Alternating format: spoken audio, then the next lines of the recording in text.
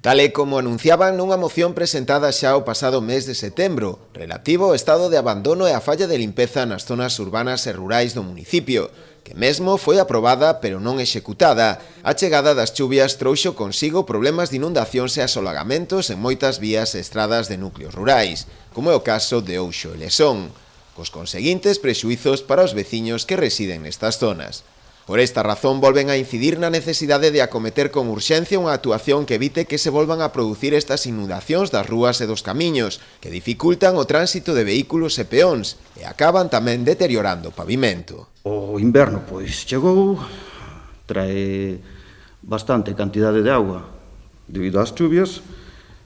e non se acometeron as tarefas de limpeza que se deberan facer nos seus momentos para que non nos pillaran desta maneira na maioría dos núcleos rurais e estamos pois na mesma situación que estábamos pois tempo atrás. Entón, isto que supón pois unha serie de prexuizos para os nosos veciños e veciñas, é dicir, vías e camiñas asolagadas, facendo que sexan intransitáveis a pé, nenos que custalles moito chegar pois ás paradas de autobús. Isto que conleva tamén son unha serie de socavóns nas estradas que despois hai que reparar cos cartos de todos nós.